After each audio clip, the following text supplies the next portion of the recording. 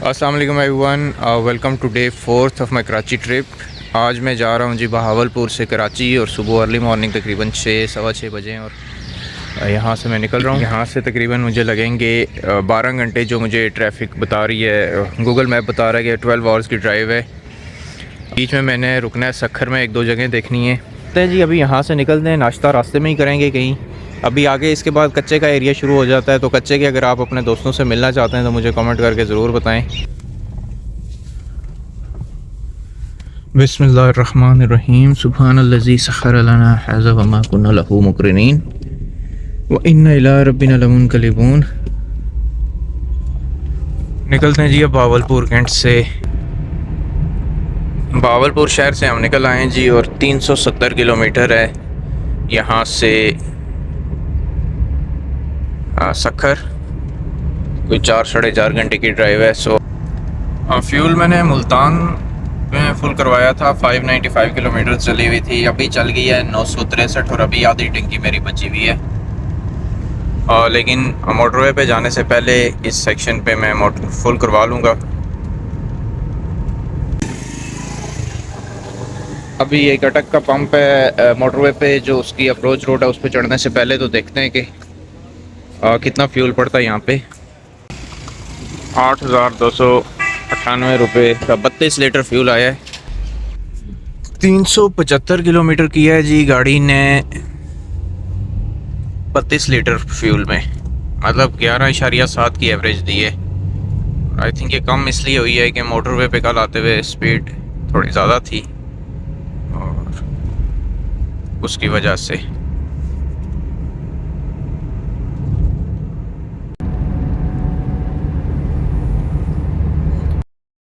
Bahawalpur toll plaza है जी इसका नाम। अभी यहाँ से हम M5 पे चढ़ेंगे और ये सीधा इंशाल्लाह हमें ले जाएगा सखर।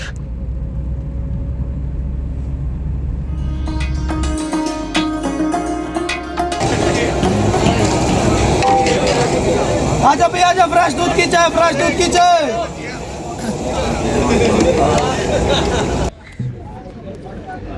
उच्च शरीफ सर्विस एरिया में रुके हैं हम नाश्ते के लिए और ये जितना आपको रश नज़र आ रहा है ये सब लाल शहबाज कलंदर के उर्स पे जा रहे हैं ज़्यादातर लोग, इनमें से 90%।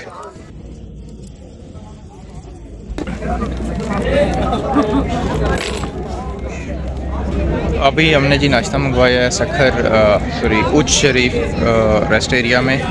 अंडा पराठा मिला है और साथ में चाय। नाश्ता हमने कर लिया है उच्च शरीफ जो सर्विस एरिया, यहाँ पे फ्यूल हम पहले करवा चुके हैं और अब इंशाल्लाह सीधा सखर जाके ब्रेक लगाएंगे।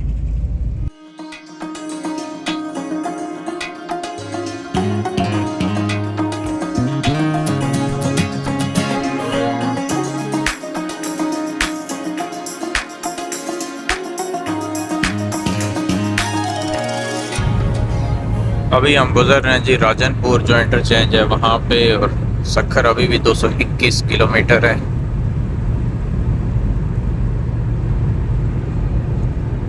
आज मौसम अच्छा है, अल्लाह का शुक्र है, मौसम जो है ना बेहतर है और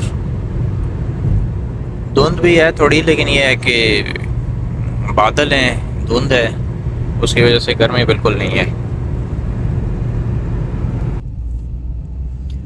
आजमपुर सर्विस एरिया यहाँ पे रुके हैं हम जी, देखते हैं कोई चाय शाय अगर मिल जाए तो।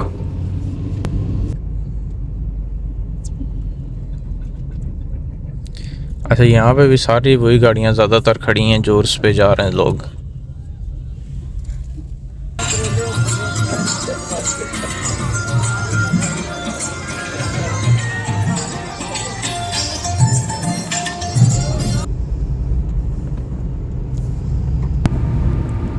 और 1190 किलोमीटर ड्राइव करने के बाद अब फाइनली हम एंटर हो रहे हैं सिंध में। पंजाब की हदूद यहाँ पे ख़त्म हो रही है और यहाँ से सिंध स्टार्ट हो रहा है। मैं आपको मोटरवे पे दिखाता हूँ। जो आजमपुर इंटरचेंज है, आजमपुर सर्विस एरिया है, उससे कोई 25-30 किलोमीटर आगे से स्टार्ट होता है और जो लास्ट कस्बा है वो बूंग के नाम से है। एक बूंग जो नहर की डिस्ट्रीब्यूटरी है वो भी यहाँ से गुजरती है। और ये इसकी आप कह सकते हैं निशानी है कि लास्ट जो बॉर्डर एरिया है उस पे ये जगह आती है। इस वक्त मैं खड़ा हूँ पंजाब और सिंध के बॉर्डर पे। ये मेरे आप अकब में देख सकते हैं सुबह सिंध जहाँ से स्टार्ट होता है, यहाँ पे मोटरवे पे इन्होंने एक बोर्ड लगाया हुआ है खुशामदीद सुबह सिंध। यहाँ से सखर है जी कोई 100-125 किलोमीटर्स। तो अब स्टॉप नेक्स्ट इंशाल्लाह सखर में लेंगे। मेरी कोशिश है कि 1 घंटे में मैं सखर पहुँच जाऊँ। नेक्स्ट सिटी है जी यहाँ से गोटकी, फिर बनो आकिल और फिर सखर है 130 किलोमीटर्स। लेकिन 130 किलोमीटर्स अगर आप 120 की स्पीड पे जाएं तो 1 घंटा और कुछ मिनट्स में पहुँचेंगे।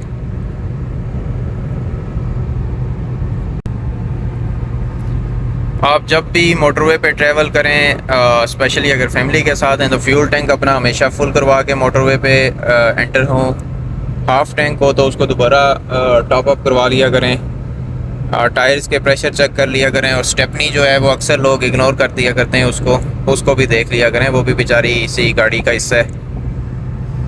मोबाइल फ़ोन का इस्तेमाल दौरान ड्राइविंग जानलेवा साबित हो सकता है, सो कभी भी मोबाइल फ़ोन का इस्तेमाल ना किया करें। माउंट्स ले लें। मैं भी पहले मोबाइल हाथ में पकड़ के हैंड हेल्ड काम करता था, बट अब मैंने माउंट्स ले लिए हैं तो ज़िंदगी आसान हो गई है।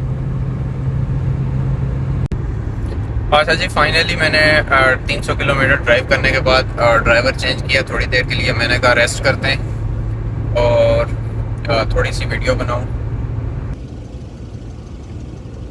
ये एक मैं रैंडम सी जगह पे रुका हूँ। ये एक तो इधर यहाँ पे डेट फॉर्म्स हैं, दूसरा पड्डू हैं।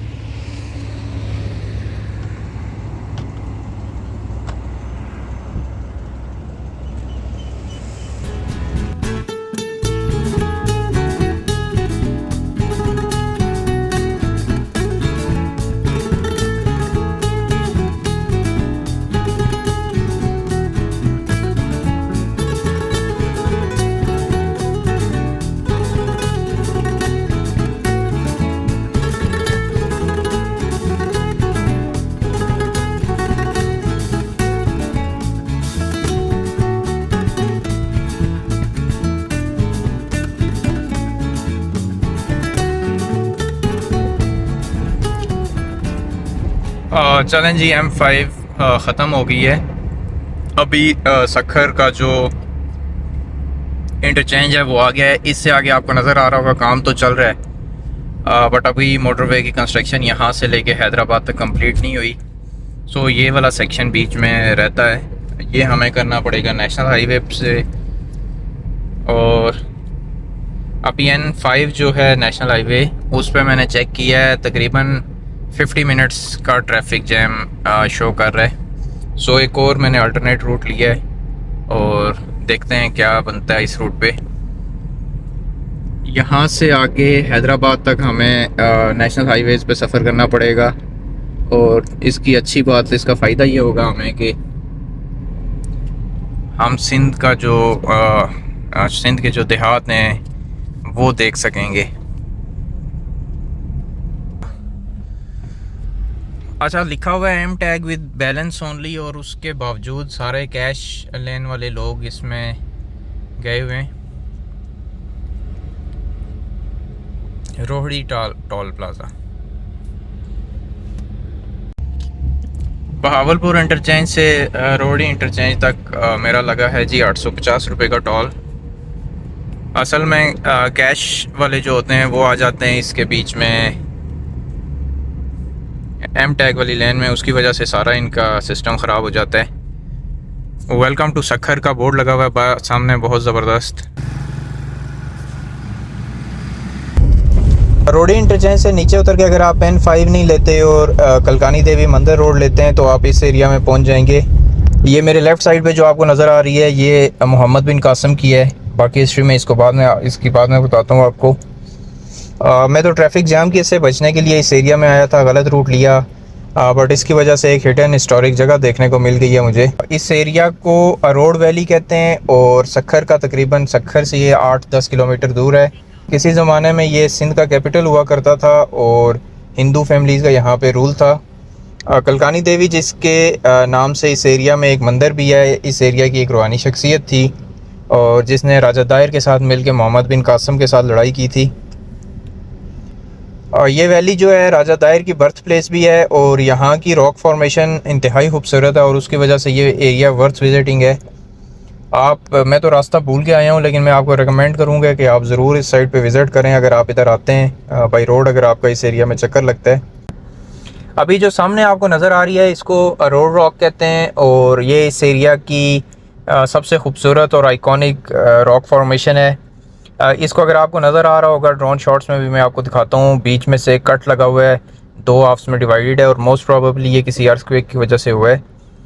टॉप पे इसके एक ज़ियारत भी है, बट ये कंफर्म नहीं है कि ये किसकी ज़ियारत है। बाकी आप देखें इसके ड्रोन शॉट्स और फिर हम यहाँ से निकलते हैं, चलते हैं सखर की तरफ।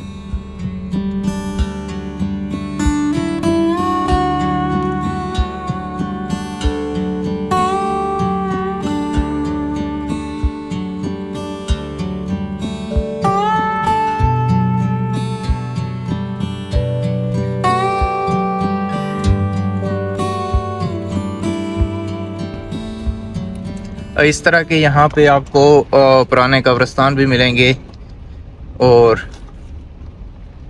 कोई इन्होंने तख्ती नहीं लगाई हुई या कोई पक्की कब्र, बहुत बीच में एक दो कब्रें हैं जो पक्की की हुई हैं, बाकी सारी ये मिट्टी के ढेर के ऊपर एक आध चूने का पत्थर या दो चार चूने के पत्थर रख देते हैं, बाकी सारे कब्रिस्तान इसी तरह हैं। एक आपको यहाँ पे छोटा सा पेट्रोल पंप भी मिल जाएगा अगर आपको फ्यूल की ज़रूरत है, लेकिन रिकमेंडेड यही है कि फ्यूल आप करवा के आएँ।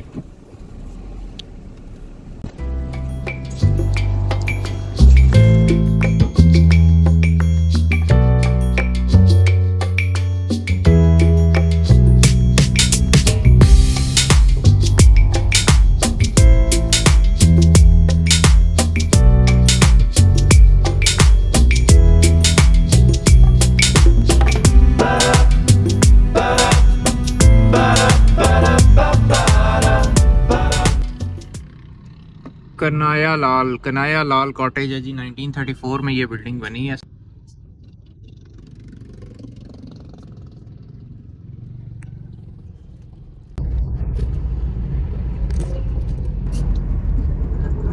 ये है जी लैंसडाउन ब्रिज जो सखर और रोड़ी को दरियाए सिंध के ऊपर कनेक्ट करता है।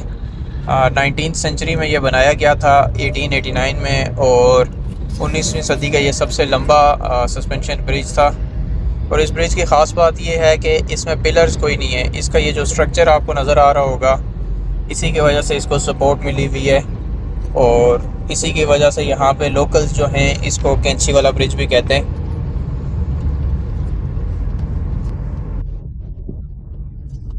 इसके साथ साथ ये आपको लेफ़्ट साइड पे नज़र आ रहा होगा एक और ब्रिज है, वो बेसिकली है रेलवे ट्रैक और 1962 में ये बनाया गया था। अयूब ब्रिज इसको कहते हैं साथ वाले को।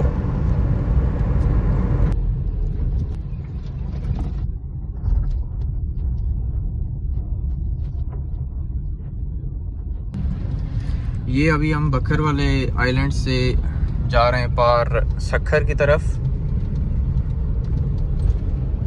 बॉर्डर क्रॉस कर रहे हैं।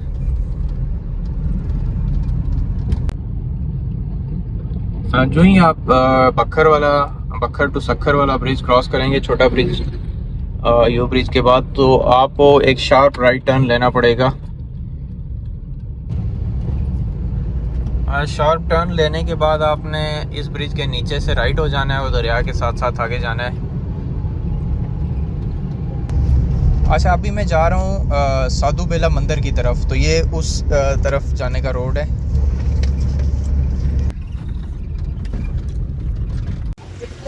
अच्छा जी, साधु बेला मंदिर के बाहर गाड़ी खड़ी करके पार्किंग में अभी मैं अंदर आ गया हूँ।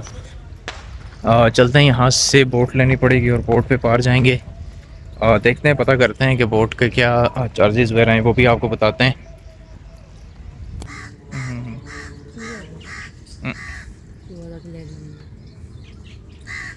अच्छा जी, साधु बेला मंदिर के लिए मुस्लिम्स की एंट्री की परमिशन लेनी पड़ती है, जो कि परमिशन तो ले ली थी, लेकिन बोट आने में अभी तकरीबन 1 आवर का टाइम था, सो प्रोग्राम कैंसिल हो गया। अपने आइलैंड है, इसमें है जी साधु बेला मंदिर। ये राइट साइड पे लैंसडाउन ब्रिज, और जिसको कैंची वाला ब्रिज भी कहते हैं।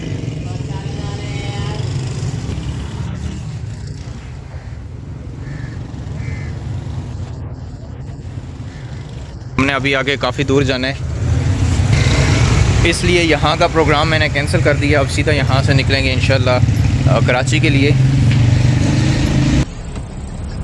निकलते हैं अब कराची के लिए। थोड़ा सा रास्ते में गुजरते हुए जो सक्खर जितना मुझे नज़र आता है आपको भी दिखाता हूँ, और फिर निकल जाएंगे इंशाल्लाह।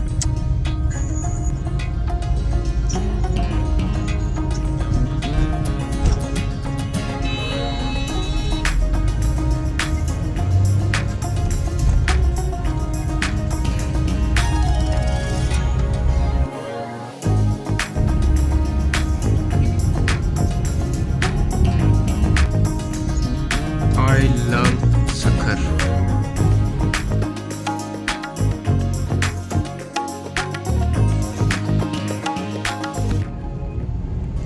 ये अभी हम पहुंच चुके हैं जी सक्खर बैराज। मेरे ख्याल में पाकिस्तान का सबसे बड़ा बैराज है ये। कहीं मैं चेक करता हूँ, अगर पार्किंग की जगह मिले तो मैं आपको उतर के दिखाता हूँ। यहाँ पे ये सिंध दरियाए सिंध पे बना हुआ है। पार्किंग तो मिल गई थी, लेकिन यहाँ से व्यू कोई अच्छा नहीं था, इसलिए मैं निकल आया हूँ।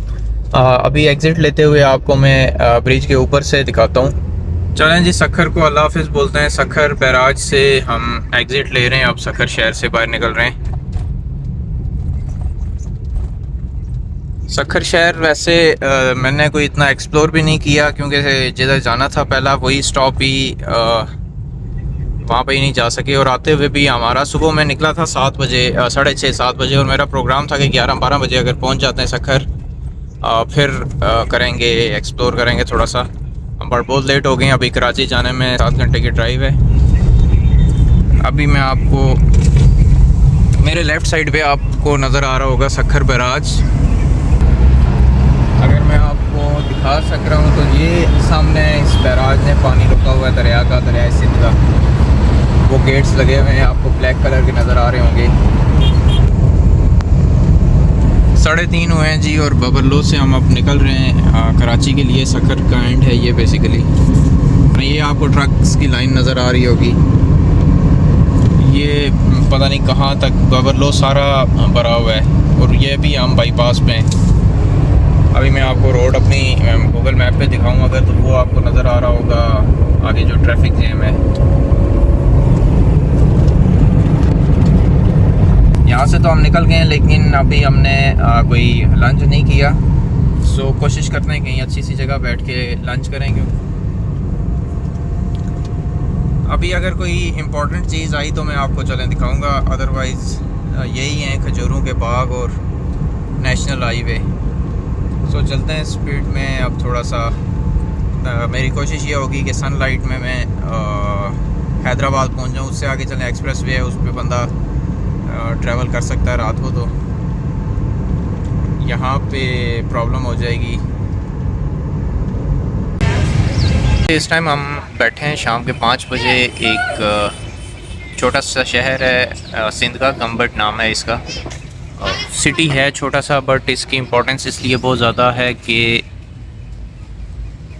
गंबट में एक हॉस्पिटल है, Gambat institute of medical sciences, जो 1930s में एक डिस्पेंसरी हुआ करती थी, और बाद में वो अपग्रेड होते होते अभी पूरा एक गंबट मेडिकल सिटी बन चुका है। इस हॉस्पिटल की स्पेशलाइजेशन जो है वो लिवर ट्रांसप्लांट में है बेसिकली, और यहाँ पे ये लिवर ट्रांसप्लांट, किडनी ट्रांसप्लांट, इन्होंने लंग ट्रांसप्लांट भी किया है सक्सेसफुली, और इसके अलावा बोन मैरो ट्रांसप्लांट भी किया। और ये सारी सर्विसेज जो हैं ये फ्री ऑफ कॉस्ट हैं। गंबट से हम निकल गए हैं जी तकरीबन नहीं, एग्जैक्ट 6 बजे शाम के। सुबह 6 बजे निकले थे हम, आज ये सोच के दैट शाम को 6 बजे हम कराची होंगे। बट ये आपके लिए कंटेंट इकट्ठा करने के चक्कर में देखें मैं अभी शाम के 6 बजे तक रोड पे हूँ। और आगे 6 घंटे मज़ीद लग जाएंगे।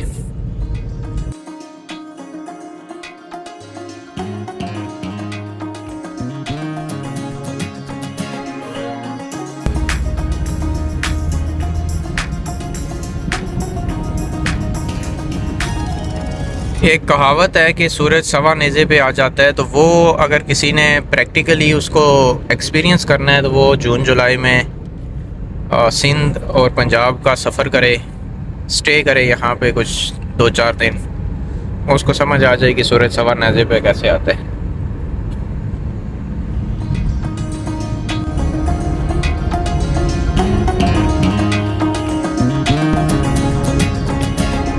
अच्छा जी, पूरा 400 किलोमीटर रह गया कराची।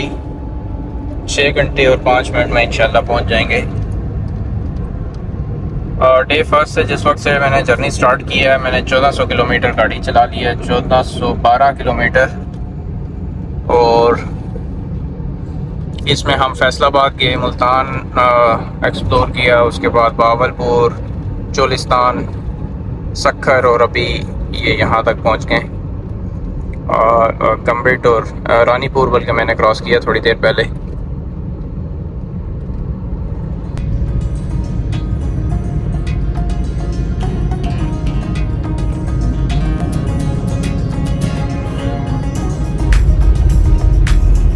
फाइनली जी हम पहुंच गए मोरो।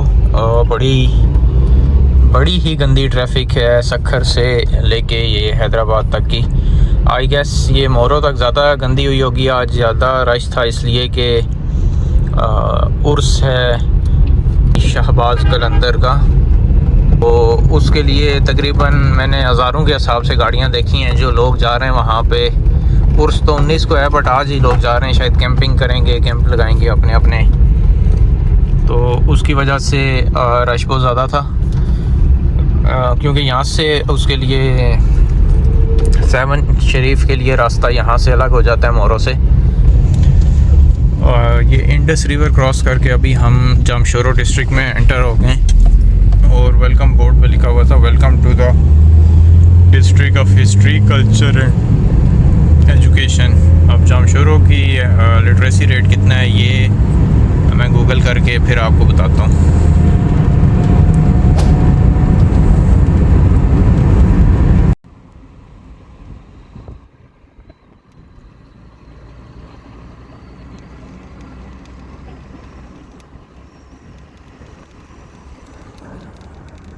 अच्छा जी, अभी हम हैदराबाद पहुंच चुके हैं, बट अभी अंधेरा है, उसकी वजह से मैं आपको हैदराबाद नहीं दिखा सकता। इसके लिए मैं आपको जब मैं वापस आऊँगा, कराची से पिंडी जा रहा हूँगा, तो इंशाल्लाह मैं कोशिश करूँगा सुबह जल्दी निकल आऊँ, तो फिर हैदराबाद ज़रूर देखेंगे। अच्छा जी, 1661 किलोमीटर पे मैं फुल करवा रहा हूँ। इससे पहले मैंने 2000 का 7.7 लीटर्स फ्यूल डलवाया था अभी थोड़ी देर पहले आते हुए रास्ते में, तो देखते हैं अभी कितने का फुल होता है। और 11,610 रुपये का 45 लीटर्स यहाँ से पड़ा, और 2000 का मैंने अभी रास्ते में डलवाया था और 7.7 लीटर्स।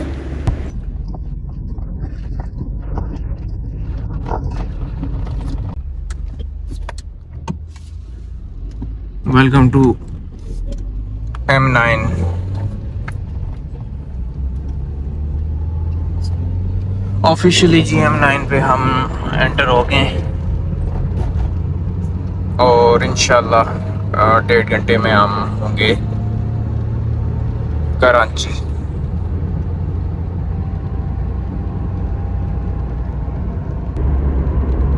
अच्छा, सुबह मैंने फ्यूल फुल करवाया था बहावलपुर से निकलते हुए, और अभी यहाँ आके मैंने दोबारा टैंक फुल करवाया है। फाइनली हम मोटरवे M9 से एग्ज़िट ले रहे हैं।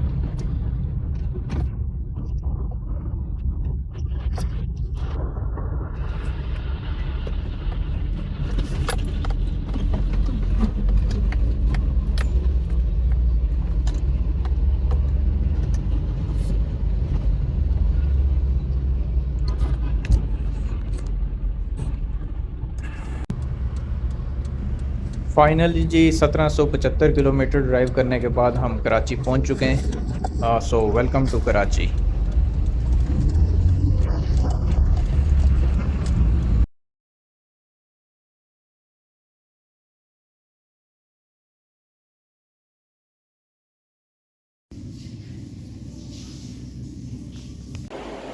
See you in next vlog inshallah.